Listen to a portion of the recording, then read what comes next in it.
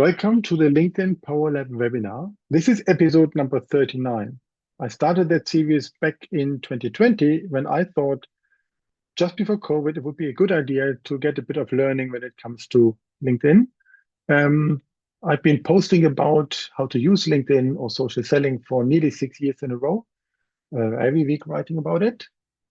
But back in the days, I didn't really run a regular newsletter. I restarted my webinar series 2 months ago with the help of Natalie, who's in the call today as well. Hi, good to have you in. And I always dedicate a monthly episode every second Monday to a different topic, which is around LinkedIn. A different one. So then today we have about newsletters. Last month we talked about how to use Canva. Therefore, I also use it for slides. And I just saw that Chief is joining from India, who will be the one next month in December when we talk about how to use LinkedIn to gain authority, because he's one of those masters in writing, publishing books and helping others for doing so. So but today is all about how to use LinkedIn to promote your newsletter in different shapes of form. And I'm happy to have with me Adriana. And let me get started on the material and a bit of introduction as well. So, oops, that was too fast. Sorry for that one. Nothing beats a live moment. So I need to have it on page 2 and not page 20. So let's go. So first of all, myself, I published also a book about LinkedIn called Connect and Act, Systematic Social Selling. That was about 1.5 years ago. I'm in Australia. I came 8 years and 1 week ago to start working here. I'm a partner manager. I don't sell directly. I work with the middleman, as some call it, with a partner. So I used to think around the corner, not just directly, and that actually is good. I worked for more than 3 years at Hootsuite, and I'm now at ActiveCampaign for the last 6.5 months. That means email automation and also newsletter. So therefore, I thought I can grab something what I learned and share it also with my audience here that we have, but not just by myself, but I would like to do it with someone whose work I admire a lot, and that is Adriana. Big little bit of an intro by yourself. Hey everyone, I'm Diana. I've been a marketer for 17 plus years. Marketing strategy is my jam. I love to talk about it. I love to write about it. And this is why, as Gunnar said, my newsletter has reached issue number 104, which is exactly 2 years. I, um, I started building my newsletter with the help of LinkedIn, which is today's topic. However, in the meantime, I diversified to several other channels, which we're going to talk about today as well. And that's pretty much about me. If you have any questions around marketing strategy, newsletters, social media, drop them in the chat, and we'll get to them at the end or during the call, however Gunnar prefers. Thank you Take so it away, much. Gunnar. Thank you. And also, let's use the chat for anything ongoing, because we will also ask a couple of questions, and that also is important topic as well.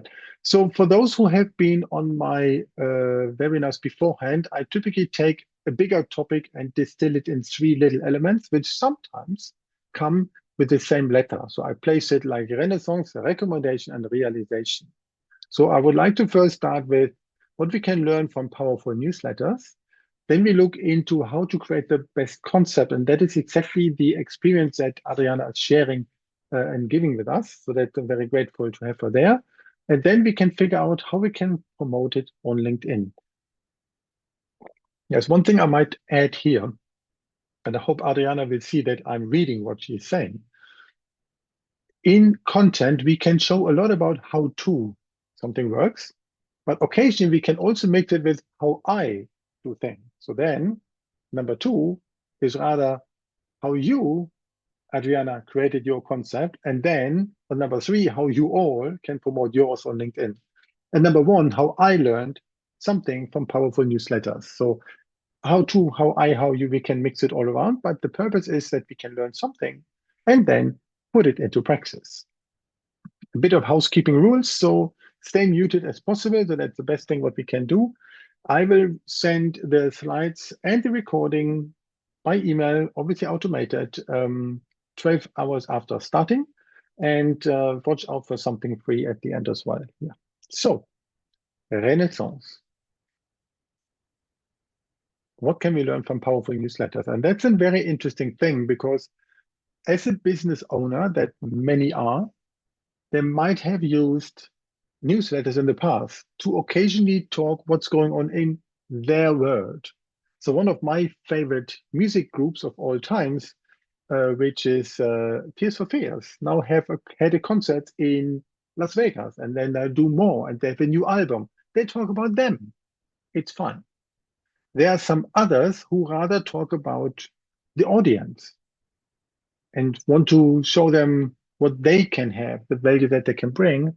And maybe there's a third group of newsletters where we can learn from, where the newsletter writer or the creator is really getting into a topic and have each time something very comprehensive that then has a very practical essence for those who read the episode. And I must admit that typically on a Thursday, for maybe not 2 years, but for quite a long time, I'm sitting there and waiting. When does this newsletter come that I like so much? And that is also adds one thing, which is regularity. So before we get started here, I would like to ask you a question. We put it in the chat. I will type as well, what or which, better, which is the best newsletter you enjoy reading regularly? Mine is called Ideas to Power Your Future. Who else has a favorite newsletter to share?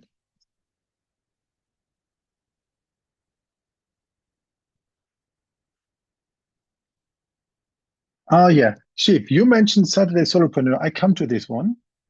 Ah, and Jennifer, thank you for sharing Lemon Tree Mindset. That's good. That's from Veronica.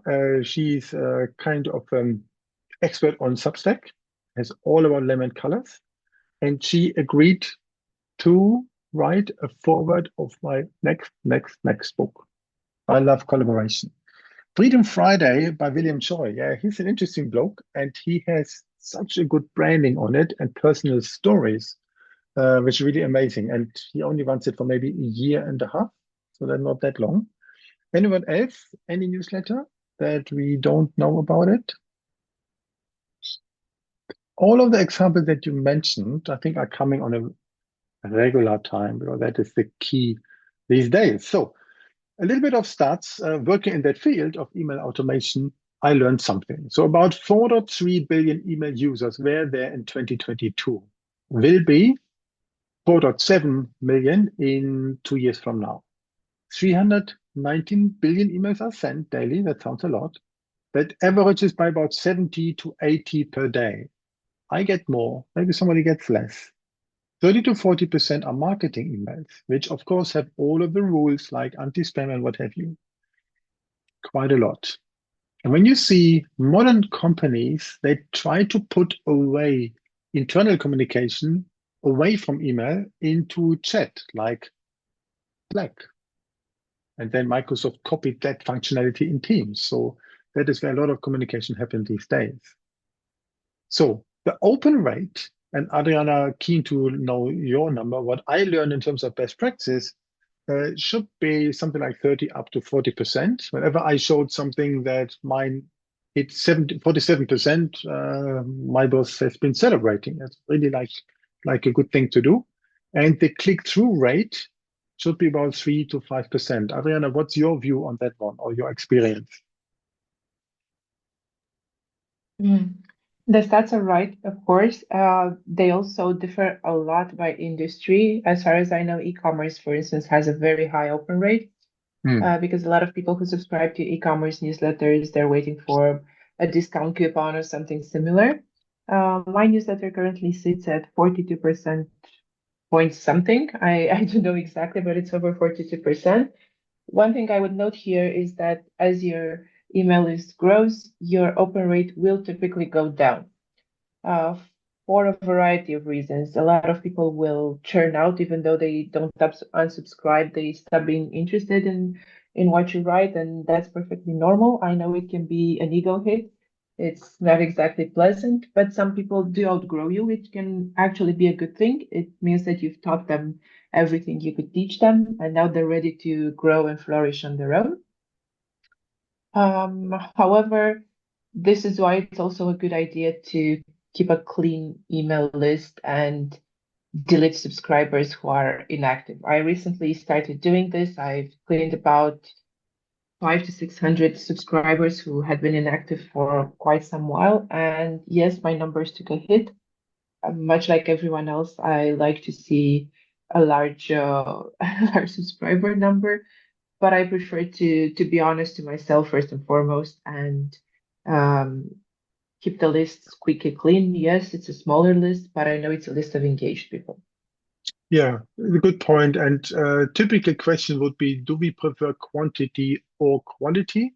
And my view to this, that comes also in my book, Connect and Act. I said we only need to change one letter, and the whole perspective is different. I'm not asking quantity or quality. I need quantity of quality. The quality first, the right people who see it, and then many of those, but not too many who only subscribe and don't do anything. We want them also to engage. When we see this then even further, uh, about 50% from an US study said they buy from marketing emails at least once per month. And we get it. I mean, if we follow something, whatever e-commerce provider we have, then we say, oh yeah, cool, now we have it on. Then we click on buy something because we have been awaiting regularity on it or special offer, or sometimes we can count on that one. Interesting enough, a study from HubSpot says that 59% of people in the US that they ask, a big number in total, they say that most emails are not useful. And yes, I agree. So let's grab our share from the numbers 1 to 6, but not number 7. So let's get something on there. So, Shiv, you mentioned Justin Welch. His newsletter is called The Saturday Solopreneur. And if you look in the left one, he sent me this email in January 22 when he said, you gave me your email list, thank you for that. You bought this or that. Courses which he doesn't have anymore. And he said, I deleted everyone. I built it new, and that's it. If you want, sign up here. And he already has been known. Um, and then he built it and got after a while maybe $5,000, 200,000. And he's very clear when he sends something, and it's a newsletter with as much as white space as the screenshot that he has there. There's not full of text, but rather one idea that you can read in 3 4 minutes. So that is one of the examples from Justin. 200,000 is quite a bit, huh? Good one. Funny thing from him, as soon as he put this on, it was not just to put on a newsletter, but rather than 3 months later, he launched his second, or let's say the fourth online course called the Content OS, which of course benefited quite a lot from the fact that he now had a regular newsletter. When he then created his latest product, the Creator MBA, that got launched in January, he had a 13 weeks separate newsletter only for that one to launch that. Really mastered the craft very well. So there's one important thing if you want to make newsletters or in general email successful, and that is a topic of personalization. So you want like to address the right person. Therefore, Adriana, you do not need to have all of one there, but you need to have the right level of people there. You want to send them the right message. So you want to know what challenge that they're going through, how you can help them. So I guess, and you will tell us that you will really engage with them so they can figure out what helps them. You want to send it at the right time. And content creators tell us, like Justin, like yourself, Adriana, that sending them at the same time triggers an expectation of your subscribers to be ready because they know it's coming. Weekly is perfect for that one. Those people who do this on a maybe on a monthly base, that doesn't matter if you read it on that day or not. But if I'm misreading yours for 3 4 days, then I better wait for the next one. And we need to have the right contacts, the right medium where the people hang out, where you can get it from. And that ideally is not just one. There's more to that one. So that is the way how personalization can be. There's one thing what Justin does, and some platforms like ActiveCampaign have that. At the bottom, it says, Gunnar, thank you. You bought all my products. For someone else, it would say, hey, why don't you buy this one? Because he can figure out with conditional content about what the people already have. And that's a good one. Because nothing is worse than a provider sending me, buy this thing here. Then I said, I already bought that. I already have it. And you should know it. That's the difficulty on it. We have a couple of other folks who joined. Hi, Eva. Nice to see you there as well. So that is personalization. And let's go into something. And that is a LinkedIn newsletter. So when Justin started in early 22, but it was a time he started on purpose because newsletter became again a thing. And even LinkedIn came and said, hey, we can do something about that as well.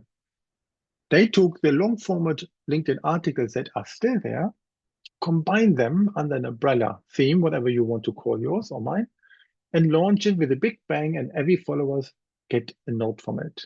One of the first who started was there from the Wall Street Journal on their career and leadership site. You see there's nearly 10 million followers and more than 3 million subscribers.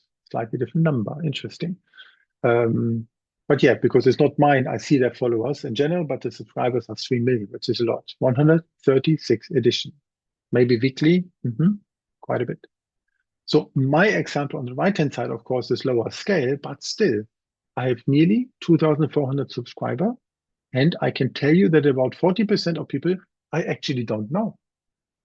They found it in whatever form. So adding a newsletter on LinkedIn can get you people who otherwise you don't have access to. Interesting. So what it does, whenever I post a new, and I only use it for my book reviews that I share, then a lot of people then jump on it. Whoever follows me for whatever other reason will have a suggestion from LinkedIn to say, Gunnar has this newsletter, learn from book. Do you want to follow this? But there is kind of a downside to it because I do not get the email addresses. I cannot really direct market them like in a traditional way. That doesn't work. And the reporting is not that good. I would love to see, for example, something like, here are all the 2,392 subscribers from your newsletter, and then a dozen of filters, let's say, which are the first, second, third grade, which are in which country they are, where they work, all of this, so that I can work on them. 2,400 is a large number. Maybe I can help some of those, maybe not. But of course, missing reporting is not an easy thing. Yeah. Also, one important topic here on LinkedIn, when you post that, a new episode, many people do this when they are on the topic, but the audience is not. So that's a tricky thing as well. So timing is critical to hit it then when they're in the mood. And I figured out book review things for me work best when I send it on a Saturday, because the likelihood that they read the post and click into the article is higher. So that is how LinkedIn is leveraging the topic of newsletters. And then from there are some other platforms as well. One of them which came out lately, 2017, to be honest, but to be really active is maybe the last 3 years. That is Substack. Substack is a bit of blogging and newsletter. It looks like a magazine style. You see on the way it's layouted in my example. Yeah, it looks like an online magazine with all of the articles over there. Beauty here, I get subscriber email addresses. It's awesome. And I can find audiences which I don't have around. And even better, I can monetize. People can subscribe me and can even say, for this little amount, like $7 per month, I can get them another level of further content or whatever I want to give them, or access to a course or whatever. So that takes the monetization approach from Medium in a different way. It even comes with its own social media platform called Notes. You see there at the second topic there in the menu bar, which is a bit like how Twitter has been, like a short format, uh, including pictures that you can send, and that's how people engage a lot about it. So that's good. Doesn't connect with other tools, and you really need to be consistent on it. But in my case, I'm happy because it's a completely different audience that I otherwise would have. And I had some people signing up even for today's webinar from Substack. The only thing, they're in the US, so they're currently sleeping, but they will then see the recording. So that is another element combining the newsletter game and social media and collecting email addresses, especially good for writers. Really like this one. There's a competition for that called Beehive. And they both learned from it how the long format content of Medium can be done in a newsletter form. And then we have it, the real newsletter, the modern type of newsletter. The tricky thing that content creators have, or in general, service providers have, is that social media becomes unpredictable. You cannot rely, then there are changes in algorithm, and you wonder why people didn't see my content. And in the past, if you would send them something just about me, by email, it looks like spam. Especially these days when you have AI and other technology pieces to it, it's a bit challenging. So therefore, a proper modern way of doing newsletters, Adriana style, I would say, goes there that you can do this in a better form. So there's a couple of do's and don'ts, and let me see, Adriana, your view when you get to your part. But what I admire a lot is this one, are those which say, which are very consistent in the same time. They have a clearly defined value proposition, what they solve. That is here from your website as well. And even there are people on it as a testimonial, like on the bottom right, Ryan Musselman, who also know well. So then that's great testimonials. What you can do if you segment well to send it to those people where it really makes sense and personalized where possible, then that will be successful. Of course, we do not want to people overwhelm. We should not ignore the feedback, but rather really ensure that we have a call to action, call to think, call to feedback, and then ensure that a newsletter can also fit into the customer journey, that it maps well. Because typically, according to the Chet Holmes pyramid of the buying journey, customers are ready to buy only in 3% of cases. And then in the 30 bottom percent, they know they will surely not buy that. That leads us to 67% of people who one day we can get if we nurture them well. And the newsletter can help to nurture. It's not necessarily to immediately sell if we do it well. So that was the first part to it. Any question from anyone in the chat?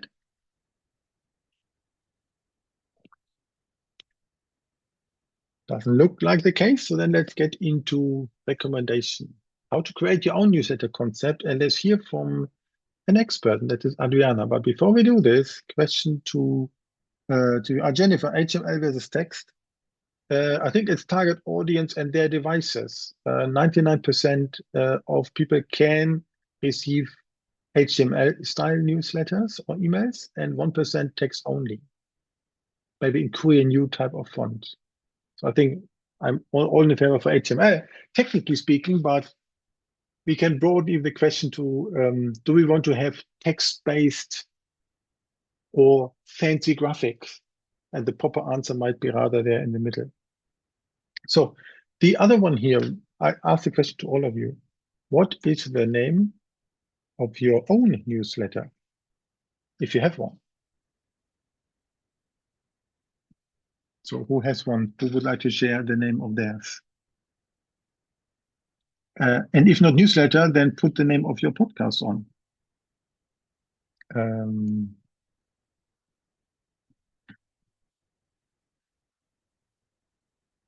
Jennifer, yes. Smart indie author, like that. Not I put yours on, Transition with Purpose. That's your podcast, not newsletter, but you send it regularly, so I feel like. Who else has a newsletter worth sharing? Answer in the meantime from Adriana. Text is easier to read for most and has fewer chances to get blocked, correct? But if you heavily rely on graphics, then of course you have to go with HTML. Yeah, good answer. Anyone else who has a newsletter who want to share the name of them? We're happy to follow for that one. Yeah, transition with perfect net. Thank you. uh, funny topic. Natalie, I think you are in episode 53 or 54, and I'm happy that I've been number 42, my favorite number. Got it. So thank you, everyone who already wrote theirs. Yeah, Chasing the Intangible, solo travel. Yes, Eva, good one. Eva wrote also a book, and I'm happy to attend the book launch in last year, June. That was nice here in Sydney. At a lovely bookstore called Better Read Than Dead. Perfect. So let's get on to what do I have here. So this is a newsletter that I get, the last edition, number 104, from Ariana, Ideas to Power Your Future. And that is just the way how it gets started. And she put all in there. Typically, it's 8 to 10 minutes of reading. So, Adriana, how would we be able to create our own newsletter? How we would take it from a strategy point of view into the regularity? What can you share with us? First and foremost, you have to be very clear on the topic and the why. For a newsletter to be successful, it has to be tied to a bigger why. I know everyone's in a rush to monetize and make money out of newsletters or through newsletters, but you need a bigger why that's different from the financial side. For instance, what is something that you could talk about nonstop for 30 minutes without slides, without prompts, without anything? What's a topic uh, that you're passionate about and that there's interest for in the market, because you need both of these things. So when you start a newsletter, first and foremost, think what you want to put out there in the world. What part of your knowledge could your audience benefit the most from?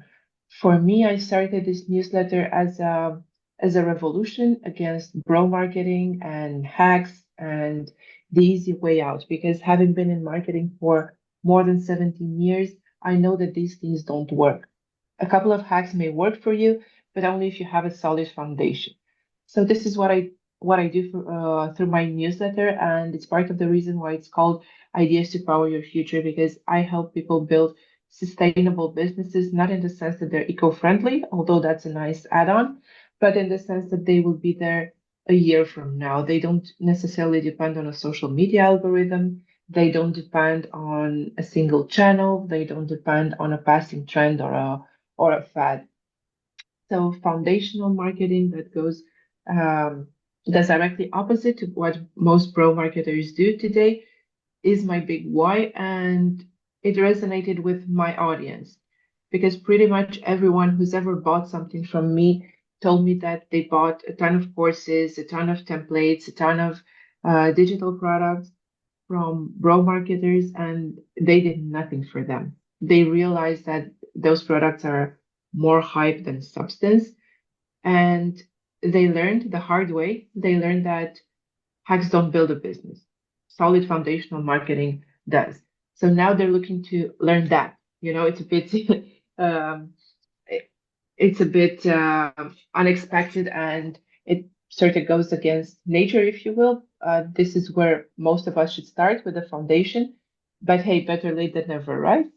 So this is how I built my newsletter concept. Of course, it hasn't been the exact same way from the very beginning, but it has always helped me that I had a why, I had a personal philosophy, I had my own set of values. And whenever I made tweaks to my newsletter, I had these values and these beliefs as a guiding compass. If I add a brand partnership, if I add a new product, whatever else I decide to add to my newsletter has to adhere to those values. So before you start a newsletter, make sure you have those things, a guiding why and guiding values, and you'll be fine. Newsletter growth is much, much harder now than it was 4 years ago and even a year ago. but through regularity and consistency, you will grow a newsletter that's lucrative. I want to add a small caveat about consistency, that it's not just showing up every day and doing the exact same thing. This is what most people online will tell you. If you show up every day, you'll be fine. No, that is not enough.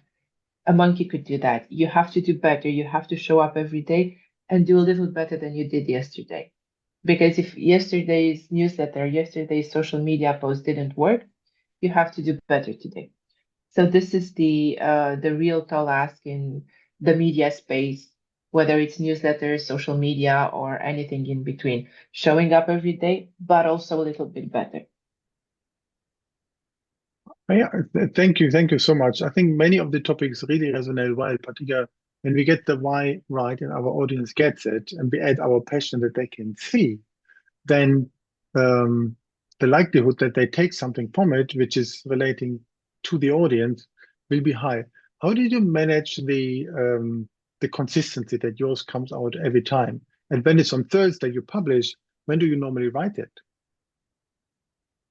In the beginning, I used to write it like an hour before sending, but I've gotten better Wow. at it.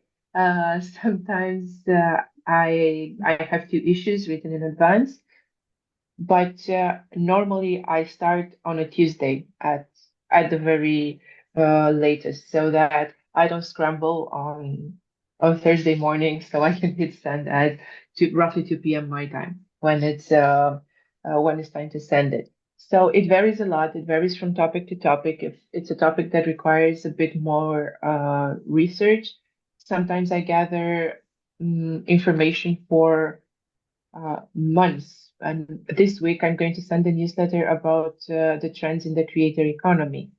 Mhm. And I won't start working on that on Thursday morning.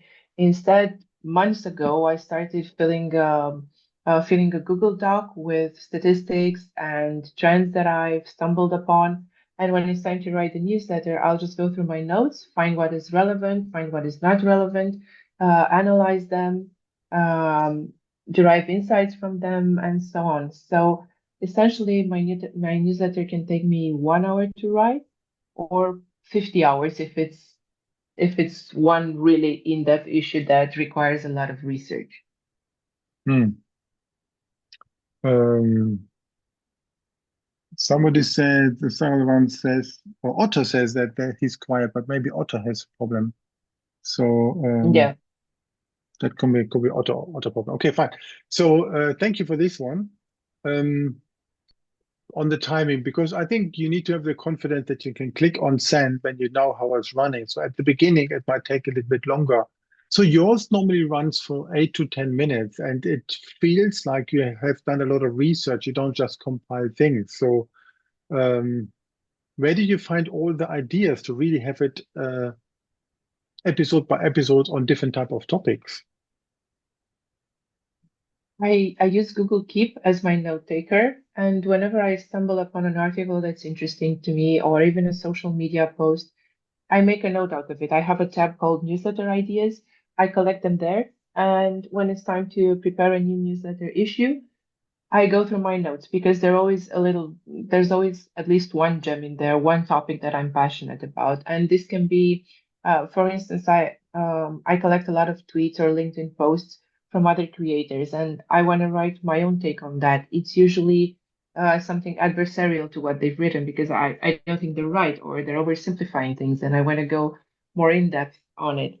So this is how I find the ideas. As for the research, this is my writer's habit at play, and there's something that my professors have taught me in college. Whenever you claim something, you need to substantiate your claim. So if I tell you that email marketing works and it's the best channel for you right now, this is not just me telling you this. I'm going to find data that supports my claim, because otherwise anyone can claim anything, even that the sky is, I don't know, pink. Good one. I like that. But there also it comes with the fact that we need to research for our newsletter, right? So then if I will put on something, let's say for next month when we talk about authority, um, and having a book as a professional service professional, it's a good thing. But then, of course, I need to then research when I want to write about it to get facts around that, and ideally have my own experience to it as well. So then I admire that you add your own experience, your own research, and the good thing is you had your marketing agency and a content creation agency. So I think you can add a lot of praxis to it as well. Well done.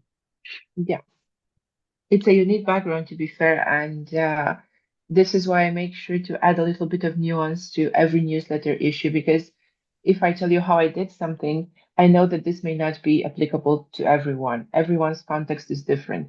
For instance, I'm a writer by trade and a strategist, so it comes easy for me to write really fast. I type like a speed demon. But on the other hand, one of my biggest challenges is graphic design. Someone else may be a talented graphic designer, so it makes no sense to try to write super long newsletters when they could do newsletters that also have a stronger graphic element in them. It's all about finding your unique advantage and your strengths, not trying to copy someone else's, because that won't take you too far. Yeah, thank you. That actually it's a good addition because I know you have a lot of text. It's not your newsletter. I don't read when I'm at a bus stop, but I better sit down and go through because I know you have a lot of substance in it. And that comes with text and occasion graphics as well. So wonderful. So let's imagine one thing. Let's imagine we take yours example, Justin's, from She, from so many people who have, get an understanding what we want to do, and then we need to find readers. So one of the ideas is to utilize LinkedIn for that. And let me show you a couple of things and hear your view as well, Adriana. So first of all, question to the audience. So what can we ask? So when is the last time you read a newsletter from someone you found on LinkedIn? So typical answer, if I would ask you next week, you would say you found Adriana's newsletter and read that. But when did you read something that you find on LinkedIn? I find everything from LinkedIn, but not on Substack or Medium. So then for me, it was a good question, actually. So when was last one? Yeah. Oh, look, Matt from Matt Barker. Yeah, that's an interesting one. Yeah, that's a good one.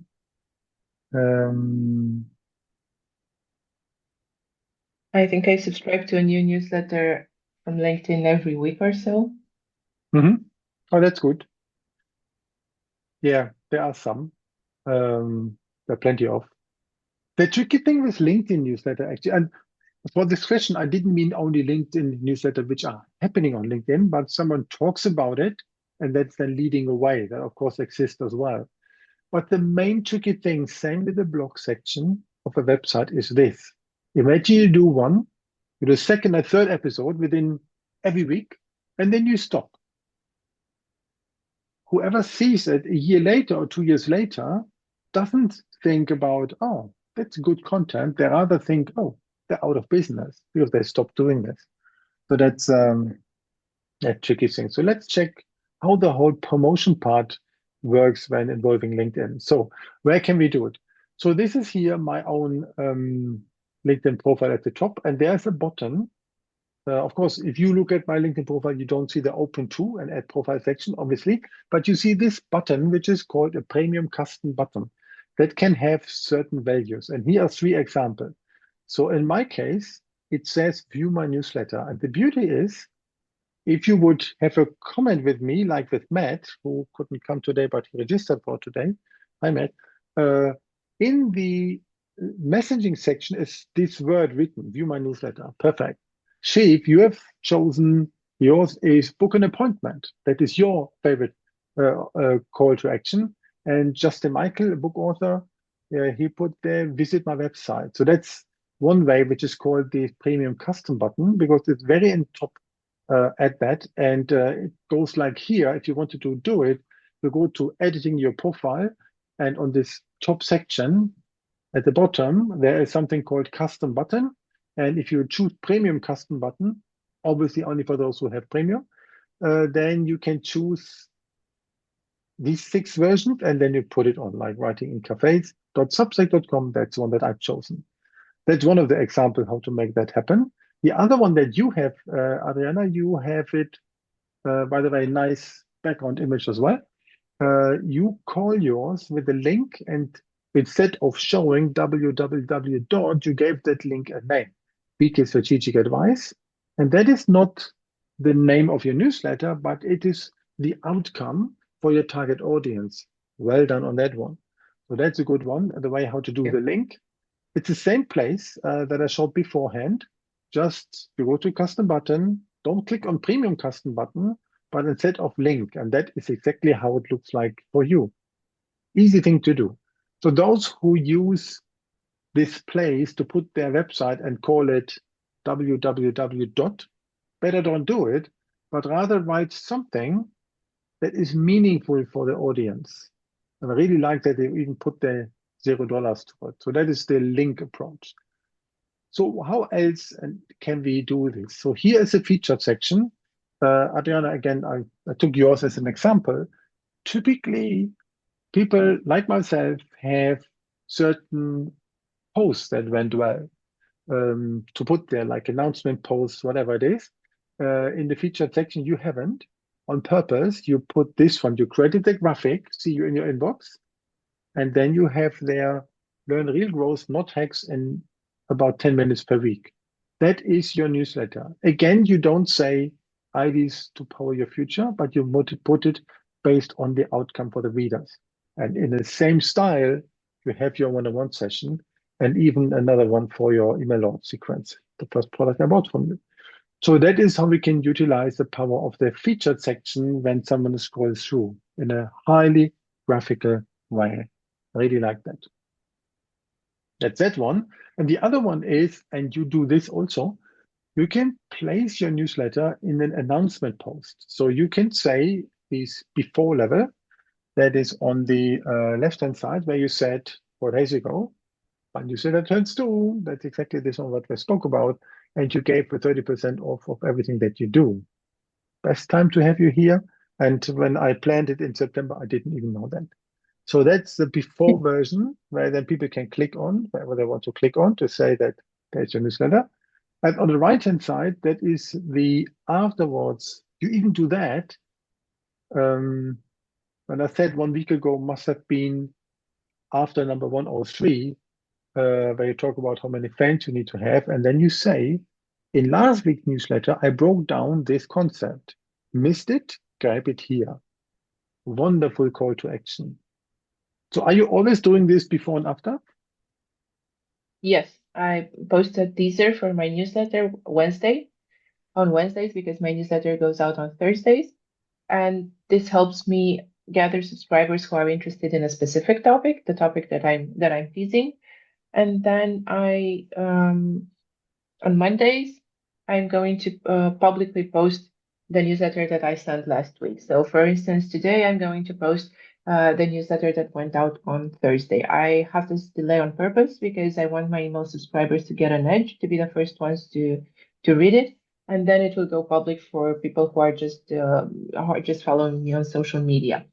And this helps me get more traffic to my website, get more subscribers, because within the public version that's hosted on my WordPress website, within the public version, I have subscribe forms. So if people like what they're reading, they can subscribe to get the next issue in their inbox. It also helps me to spark conversations on LinkedIn. And there's one other thing I do with these newsletters. I have a spreadsheet where I collect every issue. I add the link, the post that I created to after it was published, the title, and I republish these things, say 3 or 6 months after they first went live.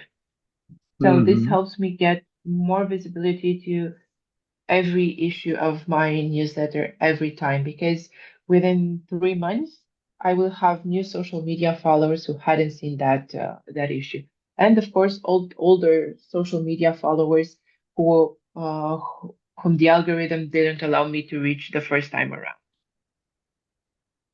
So So you, essentially, from a single issue of my newsletter, I can do 3 social media posts, which is great because it has me covered for, I don't know, almost half the week.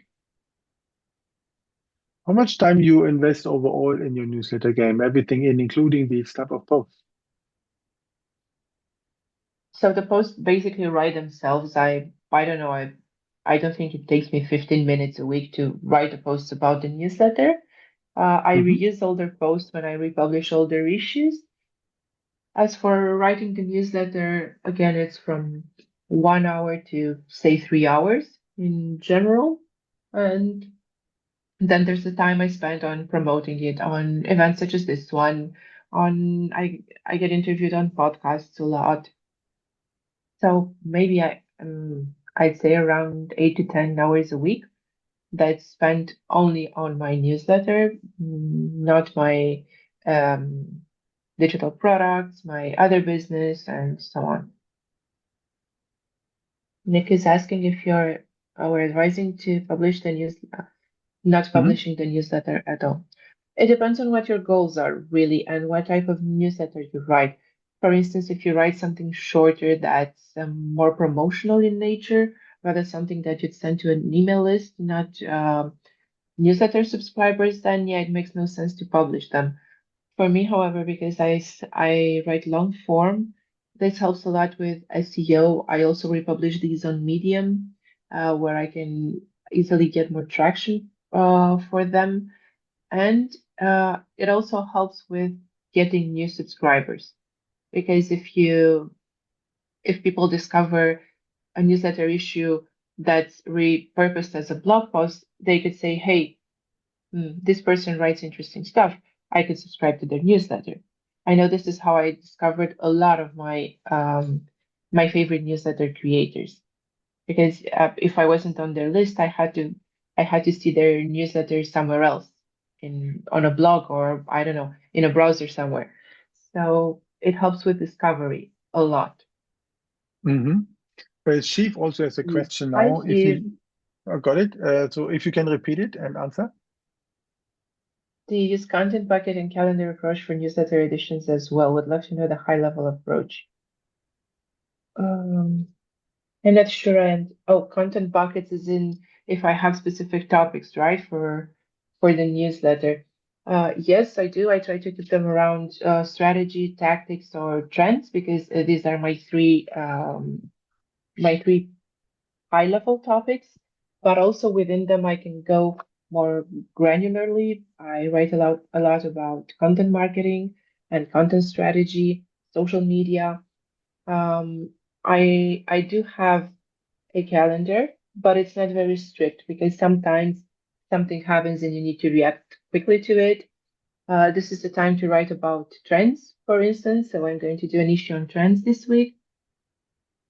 Um, all this to say that I don't necessarily have a very rigid approach. I try to make sure that I stay true to my core values and my value proposition, and that everyone who reads my newsletter can get something out of it, something that they can implement, or at least something that makes them think, because this is my sign off here to make you think. But Hmm. other than that, this is um, this is something I truly enjoy doing, and I don't want to take all the joy out of it by systematizing it too much. I systematize as much as I can just to make things easier. This is why I have a spreadsheet where I collect all my newsletters for easy republishing and repurposing. Um, but it's not all so cut and dry. I like a little bit of entropy and Thank unexpected you. things. I really like that. So then there's a lot of good thoughts for this one. So if I summarize the whole topic, so then the main thing what I took away from it, so then what we can learn from others, provide value for the audience, more about them than for us. Pick the same timing and personalize it where possible, and engage with the subscribers so that we can also get the feeling of what we then want to write about it. And from what you mentioned, live, defining your why, add your passion, and conduct with consistency. I like the monkey approach. You need to do better and improve day by day. And even I like what you just said, enjoy also the process over compared to over systematizing. And then on LinkedIn, you can promote it. You can add in the feature section, in the announcements. You can go off LinkedIn. You can even add a link to it in the post, despite every other guru said they shouldn't, but I do this well because I think at the reader, not only at the algorithm. So it should be something that the person who's following us really can take something from it. So that's important topic. And the good thing is you also have a program where you can help to really understand the complete blueprint for building relevant audience, which is your audience accelerator. So anything you would like to talk about that? Audience Accelerator is the product I'm most proud of. It's a self-paced course that's designed to help you take action instantly. So I've built it so that you have actionable items at the end of every lesson. And it's a product that I built precisely because my audience asked for it. When I surveyed my audience, both social media followers and newsletter subscribers, pretty much everyone said that their number one challenge was growing their audience. But not just growing their audience by buying subscribers or something similar, because anyone can do that. But please don't do it. It won't help you with anything. But rather building a large, engaged, and ready to buy audience. So I spent months building this Mm. course. I initially ran it as a live workshop to gather feedback and make sure it was a valid product. It worked like a charm. People were delighted by what they learned. So now it's an on-demand course with several options to work with me one-on-one, and the feedback from my students is still great, which makes me really happy, to be honest, because this is what I set out to do: help experts make a few money without selling their souls to social media dark lords. So my methodology helps you build an audience on and off social media without spending 16 hours a week commenting on every single Mhm. post you find on LinkedIn or other social media platforms. Thank you Right. for allowing me to talk about it, Gunnar. Yes, I observed you doing this. So then I had the feeling that it's a course I always wanted to create, but don't have to because you already built it. So happy for that one. Thank you for this. So that's all what I wanted to share for today. I personally believe newsletter can be a great instrument if we find it in the way how you do it with adding your passion and your own why and follow and be true to ourselves. And that way we can find an audience in LinkedIn on the way how we talk about it, but also an audience can find us, particularly when we are consistent. People get value from it, and then that way it can go on. And I really like that. So thank you so much, Adriana. Mulțumesc. Nice to have after Camellia last time and yourself now someone from one of my favorite European countries. So thank you for this one. And looking Thank forward you, to hear back Gunnar. from any one of you. And for those who asked for the question of the recording, yes, it should come in 12 hours, 11 hours from now. And happy to share this. Will also be on my YouTube channel then afterwards. You'll receive an email if you opted in to receive those, which include exactly that. Any further question, please feel free to ask. We're also both available on LinkedIn. Thank you, Nat, Chief, Flores, Nick, Camelia, SB, Karima, all of you. Thank you for the kind words and looking forward to hear again from you. Thank you, everyone.